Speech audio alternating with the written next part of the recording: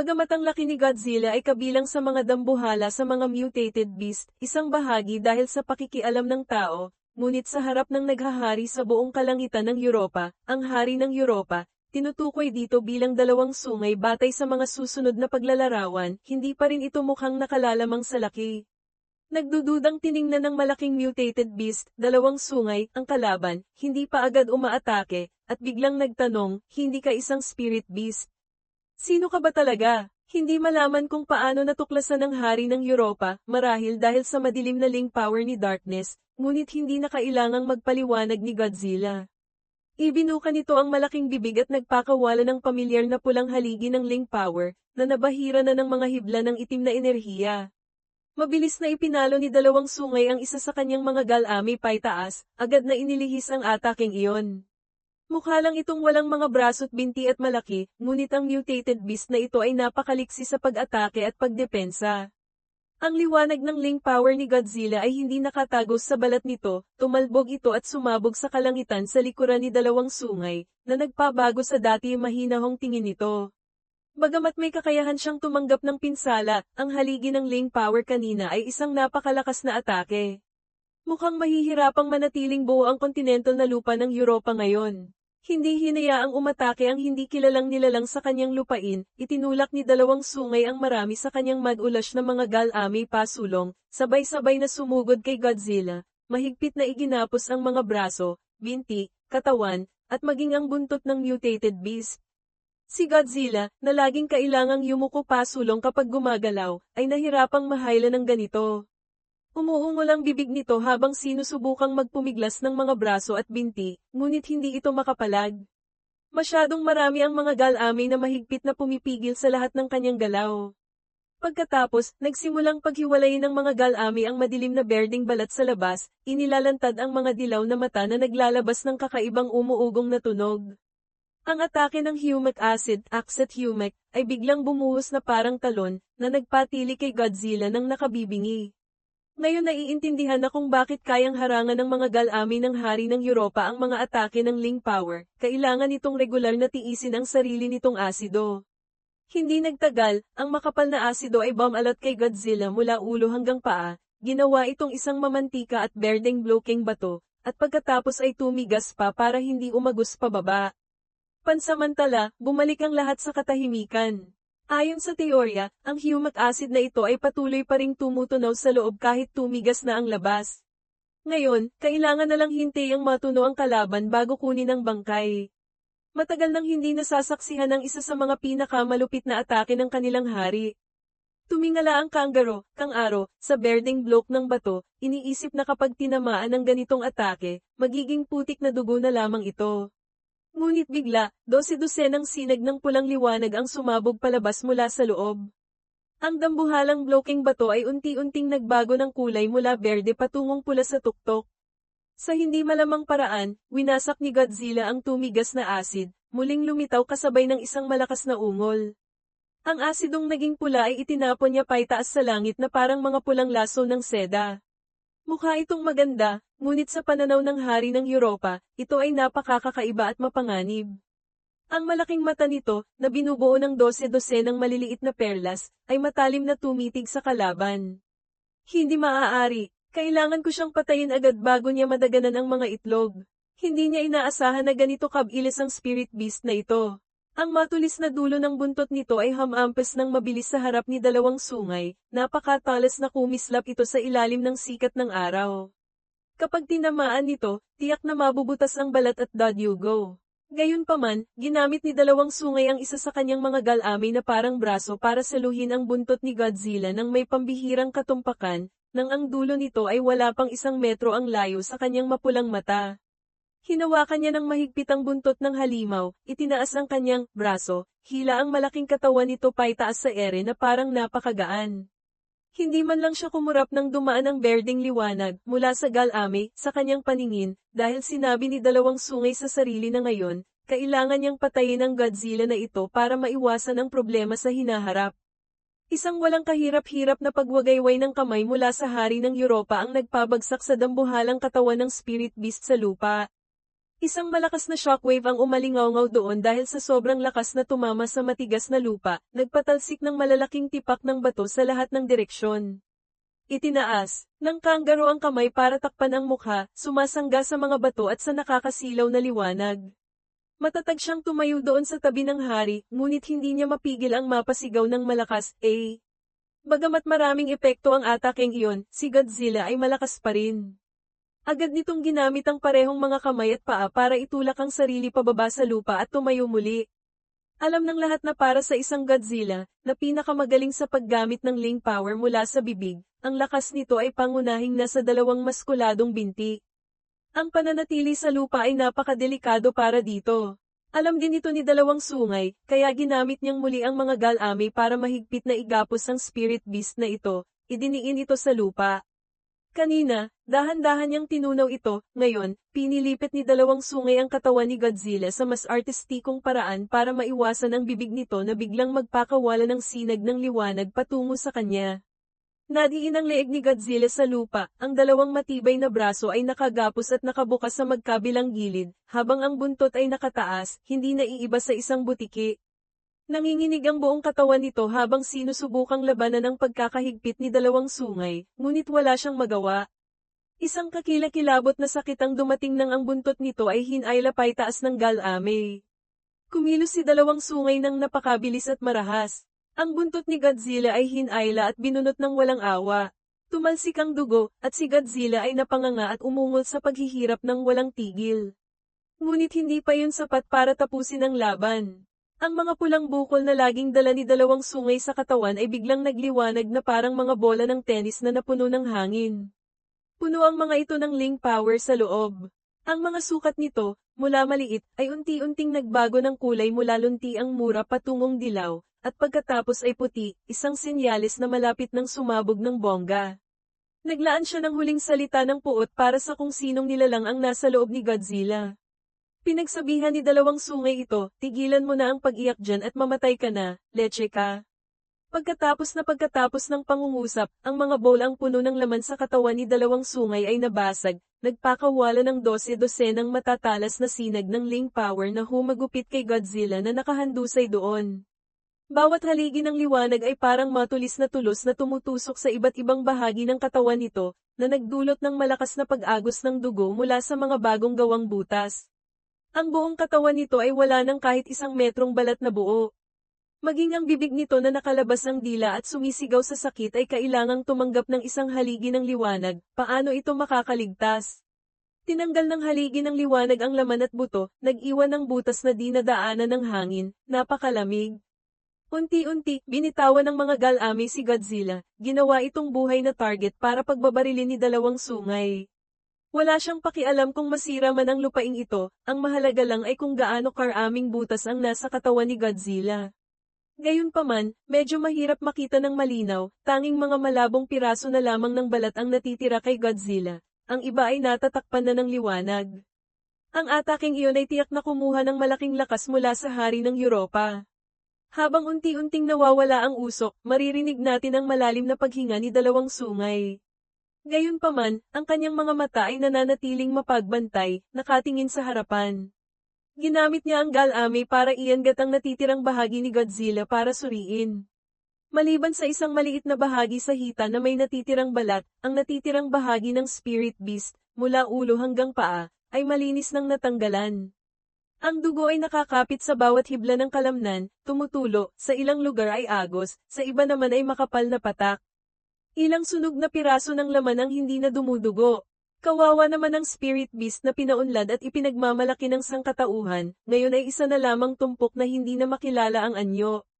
Ang dambuhalang katawan ay nadurage hanggang sa maging napakaliit, hindi na iiba sa isang daga, nakabitin doon hanggang sa nagulat na napasabi ang kangaroo, nasunog na siya hanggang maging uling. Akala niya ay tapos na ang laban dito, ngunit sa kasamaang palad, hindi. Ang mga natitirang bahagi ni Godzilla ay gumawa ng umuugong na tunog, at mula sa kung saan, ang mga punit-punit na bahagi ng katawan nito ay muling binuo mula sa itim na usok, nagsisimulang bumalik sa orihinal nitong anyo. Ito ba ay kakayahan sa rehenerasyon? Hindi makapaniwala si Dalawang Sungay sa nangyayari sa harap niya. Kung ito ay nag-regenerate lamang sa kaso ng malubhang pinsala o kung napanatili pa nito ang huling hibla ng kamalayan para mag-regenerate, maiintindihan pa niya. Ngunit malinaw na kanina, tuluyan na itong nawala ng senyales ng buhay. Sa kaso ng isang bangkay, posible ba itong mag-regenerate? Ang unti-unting pagbuo muli ng anyo ni Godzilla ang nagsilbing perpektong sagot. Ilang piraso ng balat ay kulay kape-pula pa rin dahil sa pagkasunog ng Ling Power, ngunit sa pangkalahatan, ang buong katawan ni Godzilla ay ganap na muling nabubuo. Napakatindi ng kakayahang ito. Umungol si dalawang sungay na may nagliliyab na mga mata, nagtatanong, sino ka ba talaga? Kailangan lang muling buuin ang lalamunan ay nakasagot na si Darkness. Hindi na nga kailangan ng itaas na panga. Dahan-dahan niyang binigyan ng oras ang kanyang mga braso't binti na mabuo. Ang boses nito ay puno ng pang-uuyam na parang nanunukso, talagang nakakamangha, hindi ba? Ang umiikot na itim na usok ay nagtipon para mabuo ang ulo, ang pinakamalinaw pa rin ay ang mapulang mata na nakatingin sa hari ng Europa. Hindi ko inaasahan na mayroon pa palang mutated beast na ganito kalakas sa mundo bukod sa mutated tree, Lin Moyu. Talagang napakatamang desisyon na pumunta dito. Tinitingnan ang bagay na nabubuo sa anyo ni Godzilla, na mga itim na usok lamang na may kamalayan, biglang nakaramdam ang kangaroo ng matinding pressure na dumidiin sa kanya, na nagdulot sa kanya ng matinding takot. Buhay pa rin siya? Itinuwid ng hari ng Europa ang katawan, puno ng pagtatakang tumingin sa kalaban, inuulit ang sinabi nito, talagang tamang desisyon na pumunta dito. Ano ba talaga ang iyong layunin? Itinapak ang paa ni Godzilla sa basag-basag ng lupa. Agad na sumugod ang spirit beast patungo kay dalawang sungay, gamit ang dalawang harapang braso na may mahahabang matutulis na kuko para sunggaban ang magkabilang gilid ni dalawang sungay, habang umuungol ng mga hindi maintindihang tunog. Mukha na siyang halimaw ngayon, ang itaas na bahagi ay hindi pa ganap na nabubuo, tanging ang dambuhalang pulang mata lamang ang nakadikit sa hari ng Europa. Ang itim na usok sa ulo nito ay bamuka ng malapad sa ibabaw ng kalaban. Si Darkness ay parang nababaliw, tumatawa habang umuungol, ibigay mo ang iyong katawan sa akin. Haha, ang itim na usok ay lalong kumapal, ang mga gilid nito ay may malalaking butas na parang payong na handa ng itakip kay dalawang sungay. Pinaningkit ni dalawang sungay ang kanyang mapulang mata at muling ginamit ang mga bola ng Ling Power sa ilalim ng kanyang katawan. Sakto bago pa siya masakop ng itim na liwanag, sa pagkakataong ito, hindi na siya lumikha ng mga haligi ng Ling Power. Pinaliguan niya ang kanyang sarili at ang kakaibang halimaw na ito sa isang dambuhalang globo ng Ling Power, gamit ang sariling init para sunugin ang parehong sarili at ang kalaban. Pinananatili pa rin ang kalahati ng ulo ni Godzilla sa itaas, na may halatang pangit na anyo, biglang nanlaki ang mga mata ni Darkness, bumubulong, ang ganitong uri ng lakas. Oo, ito ang lakas na kayang samaire sa lahat ng pisikal na materya. Ang mapupulang mata nito ay nakatutok kay dalawang sungay, sa loob ng globo.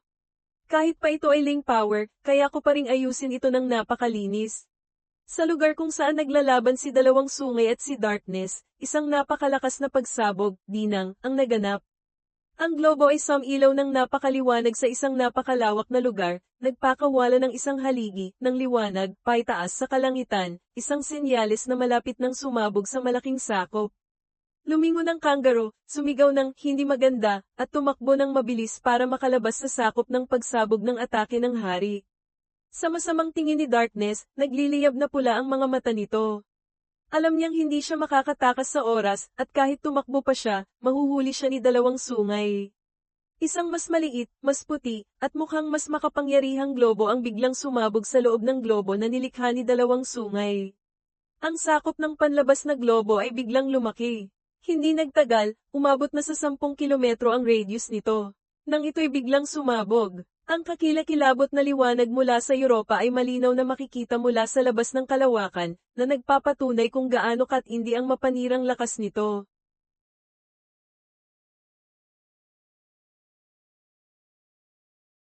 Pagkatapos ng matinding pagsabog ng globo ng enerhiya, kung walang mapa mula sa pandaigdigang tanggapan ng heograpiya na magsasabi sa inyo na ito ay sakop pa rin ng Europa, iisipin ninyong may sumabog na bulkan sa kung saang lugar.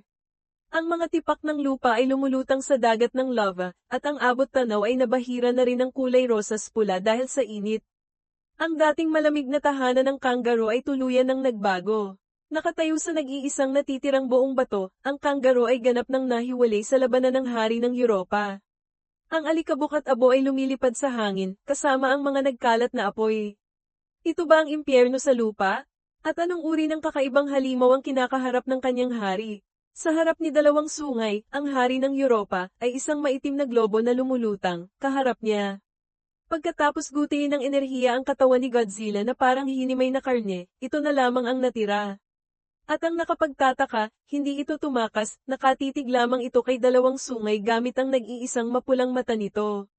Habang tinititigan, mas lalong nararamdaman ang kadiliman na bumabalot kay Darkness. Ang mga itim na aura sa paligid nito, na parang apoy ngunit parang usok din, ay paikot-ikot at hindi nawawala. Ang mga matang puno ng perlas ni dalawang sungay ay nag-isip ng malalim habang nakatitig. Ito pala ang tunay mong anyo. Ngunit hindi niya alam kung anong uri ng kakaibang nilalang ang nasa harap niya. Maliit na mga tunog ng pagkalagot ang narinig, unti-unting lumalakas, na parang may humihila ng zipper ng isang jacket. Dalawang hanay ng matutulis ng ngipin ang lumitaw, tumatakbo pababa sa kanang bahagi ng ulo ni dalawang sungay, na nahati para maging dalawang bibig ng halimaw na puno ng matutulis ng ngipin, mayroon pang kulay rosas na dila sa loob.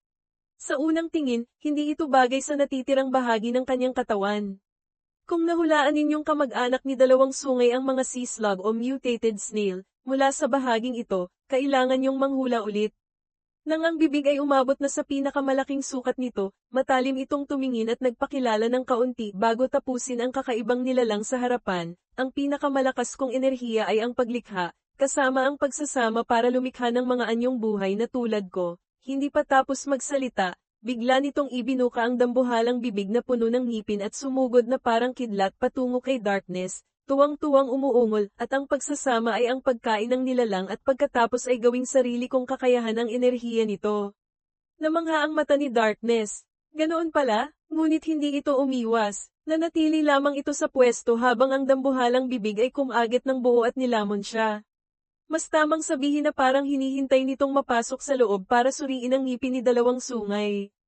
Ang tunog ng pagtatama ng mga pangil ay umalingaw-ngaw hanggang sa kinaroroonan ng kangaroo sa malayo, na puno rin ng pag-asa, nakadungaw doon, umaasang makita ang sitwasyon. Ang lalamunan ng bibig na iyon ay kailangang tumingala at lumobo para malunok ang bagay na kararating lang kagatin, mukhang medyo nahihirapan. Ang likurang bahagi ng bibig ay biglang lumobo ng malaki na parang globo. Mula roon ay lumabas ang mga makakapal na itim na hibla na katulad ng kay Darkness kanina, paikot-ikot at hindi nawawala. Mula sa likuran, hindi makita ng malinaw ng kangaroo, masaya siyang tumawag sa hari, ngunit hindi sumasagot si dalawang sungay. Abala pa ito sa pagtunaw ng bagay na kararating lang niyang lunukin. Kinailangan din niyang isara ang bahagi ng bibig na inilabas niya sa kanyang katawan kanina. Dahil sa pagsasama ng bagong lakas na kinain niya, ang anyo ni dalawang sungay ay tuluyan ng nagbago.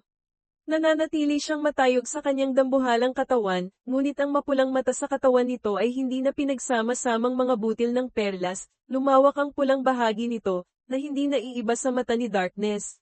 Tinitingnan ng anyong iyon ng hari ng Europa, naglakas loob na magtanong ang kangaroo, nanalo ba ang hari, o natalo? Isang simpleng tanong lamang iyon, ngunit biglang lumingon si dalawang sungay, pinandilatan siya ng napakaliit na balintataw sa loob ng malawak na mata, at nagtanong pabalik, sa tingin mo ba matatalo ako?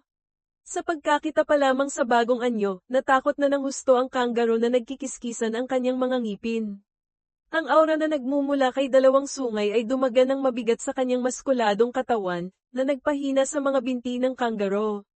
Napaluhod siya, inilagay ang isang kamay sa kabilang balikat, magalang na umamin ng kasalanan, ang inyong lingkod ay lumampas sa hangganan. Ngunit ang kanyang hari ay hindi naman ganito kitakat na nakakapang-inig noon. Ang hari ng Europa ay kayang lumabas para protektahan ang kanyang mga tauhan at harapin mismo ang kalaban, hindi siya ganoong uri ng mutated beast. At habang iniisip niya ito, mas lalong pinagpawisan ng malapot ang kangaroo. Sino ba talaga ang nanalo sa laban kanina? Dala niya ang aura ng hari, dala rin niya ang aura ng kaaway. Hindi ko na makilala. Kung magtatanong pa siya, baka mamatay siya. Akmang ititikom na niya ang bibig at susunod na lamang sa hari. Bigla, isang galami ang lumapit sa kangaroo. Napilitan siyang sumigaw para magpaliwanag, teka lang po, hari? Ako po ito. Basang-basa siya ng pawis, iyon lamang ang nasabi niya, at tinanggap na niya ang parusa mula kay dalawang sungay. Ngunit ang lumabas mula sa galami ay hindi isang bagay na makakasakit sa kangaroo. Ito ay isang masaganang daloy ng Ling Power, na may mga itim na hibla sa paligid, na nagpapalakas sa isang mutated beast. Tuwang-tuwa siyang nagtiis sa loob ng daloy ng enerhiya, sinubukang higupin lahat ng kangaroo papasok sa kanyang katawan. Pakiramdam niya ay walang katapusan ito, umaapaw na parang tubig, kaya ginamit niya ang lahat ng lakas para isiksik ito sa bawat piraso ng kanyang balat.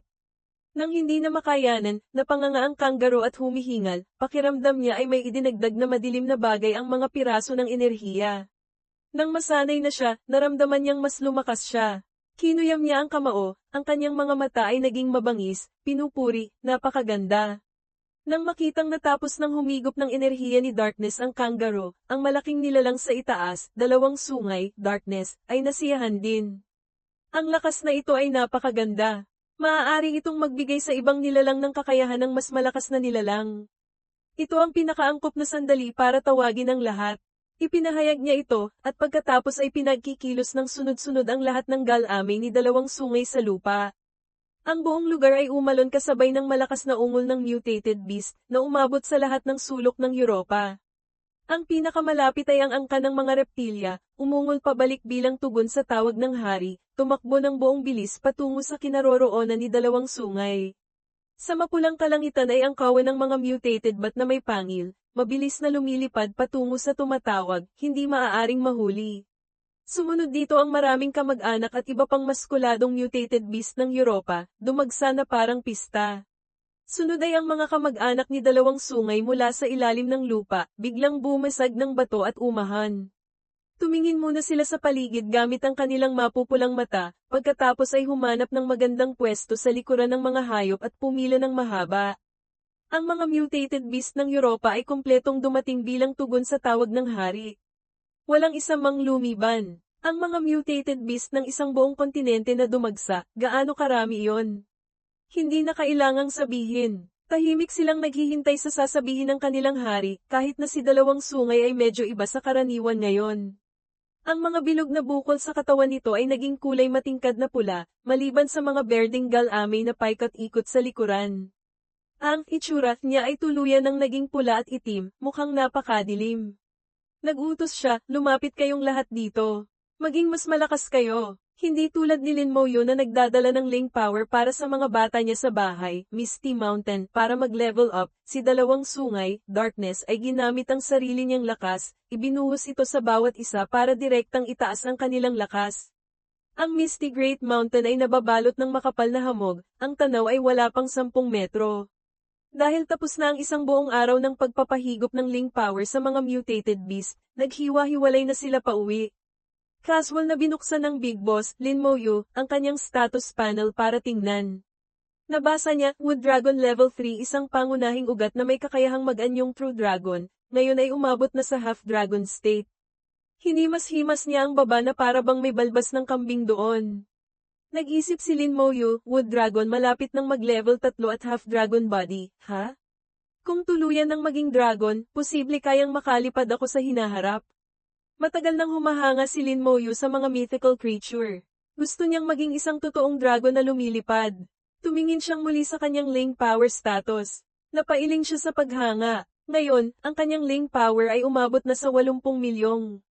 Lahat ng planong ginawa ni Lin Moyo ay natupad na. Sa wakas, ang 7 malalaking espasyo, dimensyon ay lumawak ng maraming beses dahil sa Ling Power Tide.